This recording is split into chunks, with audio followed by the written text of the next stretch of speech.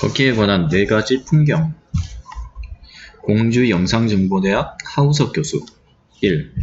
어느 기업의 강당 하우석 교수는 연단에 서서 열심히 강의를 하고 있다. 기획에 관련한 책을 여러 권 쓴 저자인 만큼 기획력 향상 어떻게 할 것인가 라는 주제다. 그런데 스크린에 떠있는 사진 이미지가 왠지 주제와 어울리지 않는다.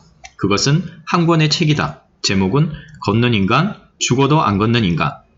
여러분 좀 생뚱맞죠? 기획력에 대한 강의를 해야 하는데 느닷없이 웬 걷는 인간? 죽어도 안 걷는 인간? 몇몇 청중들의 눈동자가 커진다. 제가 지금은 몸매가 제법 괜찮아 보이죠? 사실은 제가 90kg에 육박하는 뚱보였습니다. 그런데 정확하게 1년 만에 68kg까지 체중을 줄였죠. 20kg 정도 뺀 셈입니다. 어떻게 뺐을까 궁금하시죠? 비결은 바로 걷기에 있습니다. 1년 동안 하루도 거르지 않고 1시간 반씩 걸었죠. 눈이 오나 바람이 부나 천둥 번개가 치나 말입니다. 청중들은 점점 더 의아해하는 눈치다.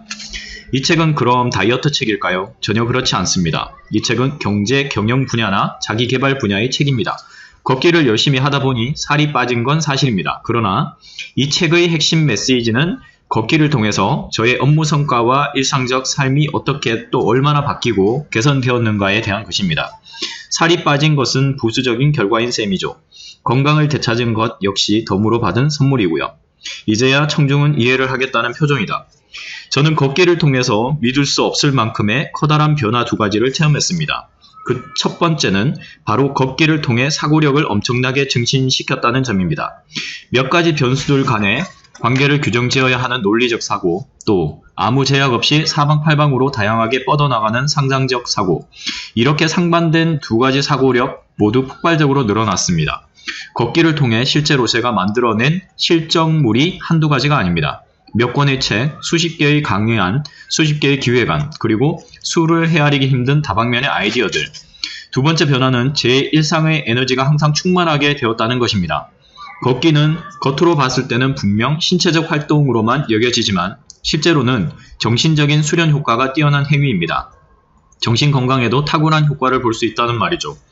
결국 걷기로 인해 저는 신체적 건강과 활력은 물론 정신적 측면에서의 건강과 활력까지 유지할 수 있었습니다. 일상생활 속에서의 긍정적 에너지는 업무 성과를 높이는 데 가장 근본적인 필요 충분 조건입니다. 새로운 무언가를 생각해내고 주위의 인프라를 활용하면서 마지막 순간까지 즐거운 마음으로 끈기 있게 추진해 나가는 것. 이것이 바로 기획을 하는 과정이죠. 기획을 하는 데 있어서 걷기의 효용성은 그야말로 기대 이상, 아니 상상 그 이상입니다. 2. 새벽 2시쯤 되었을까? 세상은 온통 까맣고 고요하다. 하 교수는 조용히 서재를 나선다. 현관문을 연다. 아파트 엘리베이터를 타고 내려간다. 이 시간에 대체 어디로 가는 것일까? 그는 마음이 조금 무겁다. 지금 난 해야 할 일이 한두 가지가 아니야. 새로운 강의안도 만들어야 하고 원고도 마무리할 게 있고 자문을 맡은 곳에서는 급하게 요청해오고 가뜩이나 시간이 없는데 한 달 전에 잡아놓은 외부 특강은 주중 내내 잡혀있고 휴. 한마디로 그는 지금 슬럼프에 빠져있다. 아파트를 나선 그는 차가운 새벽 공기를 흠뻑 마시며 걷기 시작한다. 걷는 사람은 별로 없지만 자동차는 끊이지 않고 달리고 있다. 이 시간에 무슨 일로 저렇게 차를 타고 다닐까? 생소한 길로 접어든다. 이 길은 처음인데 어라 우리 동네에 이런 빵집이 있었나? 간판도 예쁘고 인테리어도 잘 되어 있는 것 같은데 빵 만드는 솜씨도 좋을 것 같네. 다음에는 여기에서 빵을 사봐야겠군. 공원에 접어들었다. 아침에 걸을 때와는 전혀 다른 분위기인걸? 아, 저기 열심히 걷는 사람이 있네. 하하, 이 시간에 걷는 사람을 만나니 정말 반가운데? 1시간 정도 발길 닿는 대로 걷고 나서 그는 집의 서재로 돌아와 앉았다. 좋아. 지금부터 시간 계획표를 짜보자.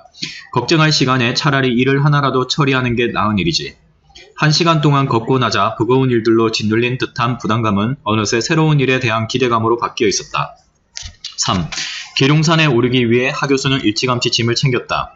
산의 품은 크지 않지만 골이 깊고 경치가 수려해 그가 즐겨 오르는 곳 동학사를 출발점으로 관음봉, 삼불봉을 거쳐 갑사로 내려가는 코스를 잡았다. 얼마쯤 올라갔을까? 한참 동안 무념무상의 상태로 걸어오르고 있었는데 엄청난 일이 벌어졌다. 정상에 못 미친 어느 지점부터 새로운 생각들이 걷잡을 수 없을 정도로 마구 쏟아져 나오기 시작하는 게 아닌가.